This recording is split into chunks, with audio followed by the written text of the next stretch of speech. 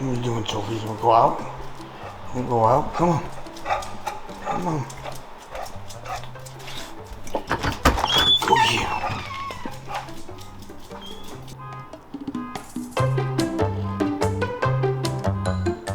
Get over here. Come here. Come here. Just trying to love yous. I'm just trying to love yous. What you think? We get the YouTube channel going again? Get back to it? Get back to it and do it? Mm-hmm. What are you doing? Go get him. Go get him. She has no idea what she's doing. Go get him. Not that way.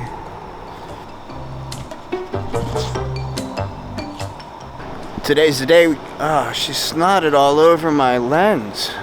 Alright, well, I'm gonna get that cleaned up. We're gonna start this YouTube channel again. Oh, look at that.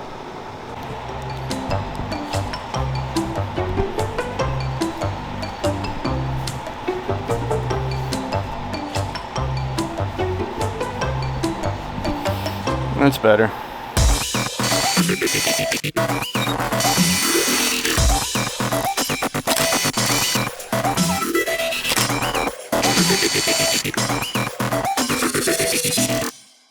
What's up, guys, and welcome to this episode of Eddie in Focus. My name is Eddie D, and thank you so much for being here. It has been such a long time since I've done this. A lot has changed since the last time I did this.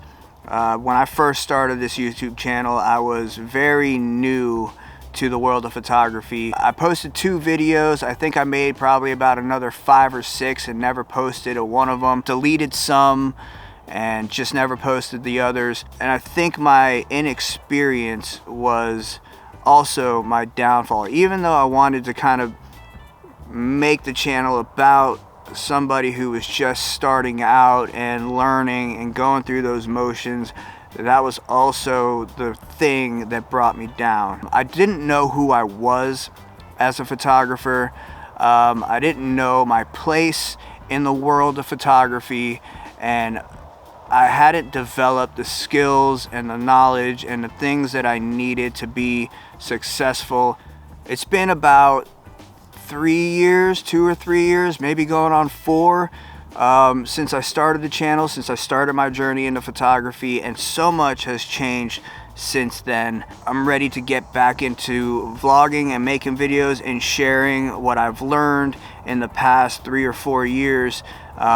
There's big things happening next year. I'm super excited about. I can't really talk about it just yet, but there's going to be some big changes in my life come next year, and I really want to bring you along with me as I go on this new adventure coming in a few months. So what's changed since the last time I posted a video until now? Back then I was very inexperienced, and when it came to making YouTube videos, I was really trying to mimic some of the people that I would watch on YouTube. And I'm not a very techie person, so when I was trying to make these tech videos about the specs and what this can do and all that, I found that very difficult, but it didn't fit my personality. And I think the biggest thing is that now, instead of doing it with you in mind, the viewer in mind, I'm just gonna do this for myself. I'm not doing this for anybody else. I'm doing this just for the joy of doing it. I'm not doing it for the money. I'm not doing it for the likes, the views, or any of that. I'm gonna do it just for the sheer joy of creating something and sharing some of the knowledge that I have learned along the way and how I do things, and just showing my own personality instead of trying to be somebody that I'm not, just doing everything for myself. In the beginning, I really wanted to make photography a career. I wanted to do the YouTube thing and hope that I could monetize it and be able to live off of it. And I think I was just diving into things way too fast. A year into my photography, I'm trying to make a business out of it. I'm trying to do all these things that I was nowhere near ready for. I think the last video that I posted was a video of me going to a job interview and getting a job for a production company, which was great. Had a great time there.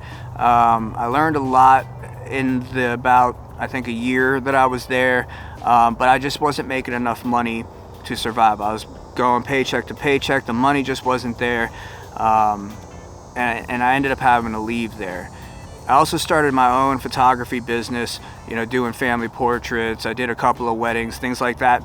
And I found that really took the joy and the love I have for photography out of it. Doing it for money and doing it for business reasons and nickel and diming with people about prices took the joy and the passion out of photography for me. And when I first picked up a camera, I completely fell in love with it, but trying to do it as a career and do it for money and getting phone calls about really cool ideas for shoots, but not doing them because they don't want to pay the money, and passing up this opportunity to do something creative and fun and cool really started to wear on me. I was passing up cool shoots and experience. At that time, experience is what I needed. I didn't need the money. I needed experience. I needed to do things and experiment and try things and learn all I could about the craft, but I was passing up that opportunity just to do it for the money. And in a way, I think that kind of started to stifle me and stunt my growth as a photographer. For a while, I didn't even want to pick up my camera. I was kind of withdrawing from photography and losing that passion, losing that love I had for it. But I persisted and I kept going. I picked up my camera, I would force myself to go out, and what I found was I found a real joy in going out onto the busy streets of a downtown area or into some city and taking photos candidly of people, taking photos of life, and that's where I found the most joy.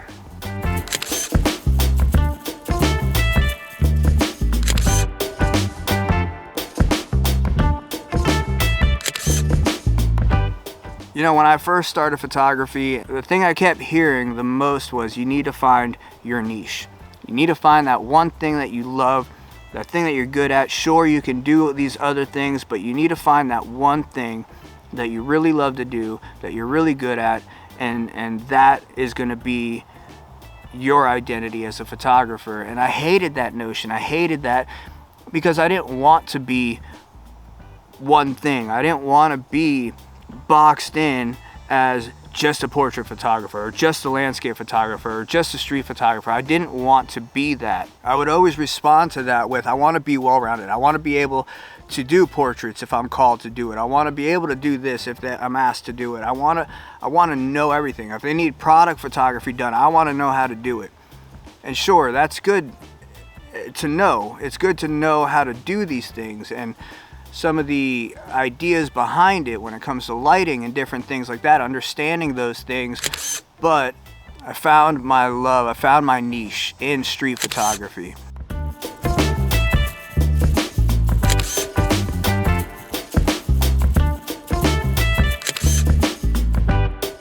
Street photography for me has been the most rewarding. There's something about it that just the raw, unfiltered, uncut, in the moment aspect of it that really, not only do I find fulfilling, but also a challenge. Going out and finding those moments. There's days that I go out and find nothing. I'll walk for miles and miles. I'm out for hours and hours and find nothing. And then there's days I go out and it's just the photography gods are with me and it's just one shot after another and it's just perfect. It also forces me to look at the world differently, to be more observant and be present in the moment and notice the world around me. Sometimes I get tunnel vision. We'll go back to when I first started this channel. I had tunnel vision. I wanted to make a career out of this. I wanted to make money. I didn't want to work a 9-to-5 anymore. I wanted to work for myself and make money doing this thing. And at the same time, I wasn't open to anything else. I wasn't present in my own life. And with street photography, I feel like it forces me to be present in my own life and in the world around me. And today, I guess I found my niche. That one thing that I didn't want to be. I didn't want to have a niche. I wanted to be that well-rounded photographer who could do it all. I had to find that space, and for me, that's in street photography. So since starting the YouTube channel, I've gone through different phases of different aspects of photography, learning things, which is great. I learned a lot. You know, I learned how to retouch skin, and the one thing I was never really good at was posing people, and I think that frustrated me a little bit about portrait photography, that I wasn't good at posing people. I'm also very much an introvert. I don't have a large group of friends, so finding models, finding people to work with, I also found challenging. But when I go out onto the streets, I don't have to worry about that. I don't need to go up and ask somebody, hey, can you model for me? They're right there doing their own thing, which is more beautiful than a posed photo. Getting somebody in a candid moment, getting somebody just doing their thing in a urban environment, that's more beautiful to me than posing somebody and setting up a shot and pretending.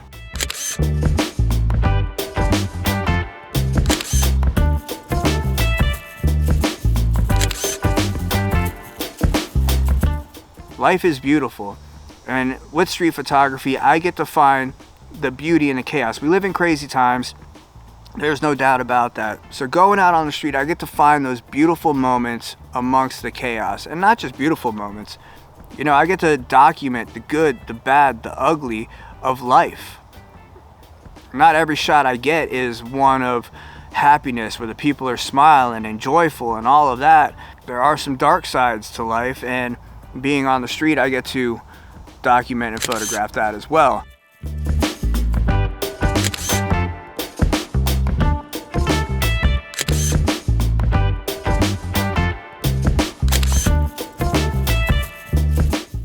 I think street photographers have this unique ability to show life in every shape and form, whether it's good, bad, whether it's dark or light. We go out onto the streets and we get to capture those moments and lock them in a time capsule forever. These days I feel very comfortable as a photographer and knowing who I am as a photographer, knowing my limitations, knowing what I'm good at, knowing what I'm not good at, and I've come a long way since starting this YouTube channel. So with that being said, I have a few tips that I've learned along the way that I'd like to share with you, and you can apply this to any aspect in life. You can apply this to any art form. This isn't just geared towards photography or making YouTube videos, but photography has given me a different view on the world, and being a street photographer definitely has let me see so much more than I would normally see. It brought me out of that tunnel vision and brought me back into the world, back into my own world, and I've learned a few things, and I'd like to share a few of those tips with you now. Alright, well, I had to get on the move. I might have been sitting close to an ant pile, eating my feet.